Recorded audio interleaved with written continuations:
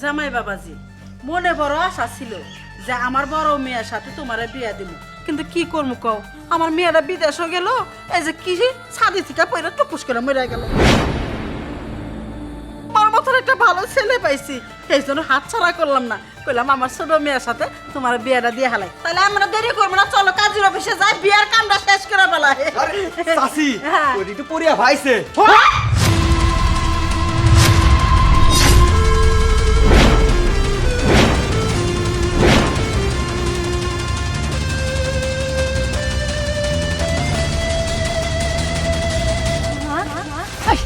তুই আমাকে ফোন না দিয়ে আইসিস কা? হ্যাঁ, আজকে আমার মেয়ের বিয়া, আজকে আমার মেয়ের যদি বিয়া ভেঙে যায় না, ওদিকে ঘুরবে না, এদিকে থাক। তোমরা বাইতে চাও, আমি পরে কথা কইতেছি। ওরে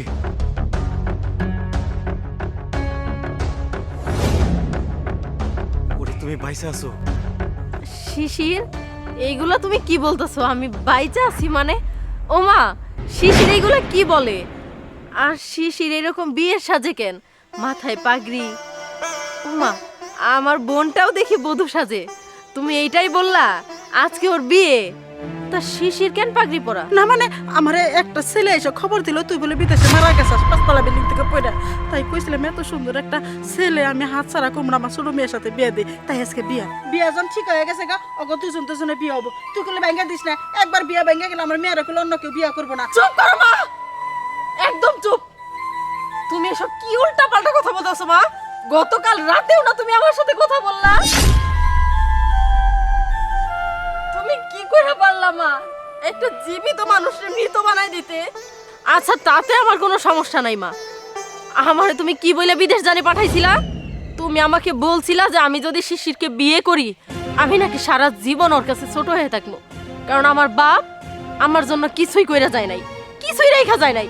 আমি যদি বিদেশে যাই আর টাকা পয়সা ইনকাম করি, তাহলে নাকি আমি শিশিরের চোখে অনেক বড় হয়ে যাবো। কই মা, আমি তো দিনের পর দিন, মাসের পর মাস, হাজার হাজার লক্ষ লক্ষ টাকা ইনকাম করছি। তুমি তো কোনোদিন একটা বারের জন্য আমারে ফোন দিয়া বলো নাই মা তুই দেশে আয়, তোর বিয়ের সময় হইছে, তোরে বিয়ে দিব। বলছো? বলো নাই।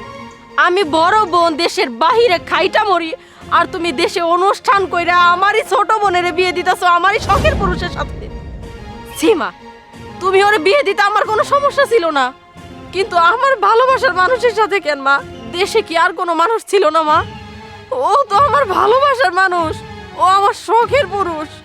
আমি ওরে পাওয়ার জন্য আমি আমার জীবন যৌবন সব কিছু শেষ করে দিছি। আমি একটা মেয়ে মানুষ হয়ে দূর প্রবাসে গিয়ে কাটছি, যাতে কইরা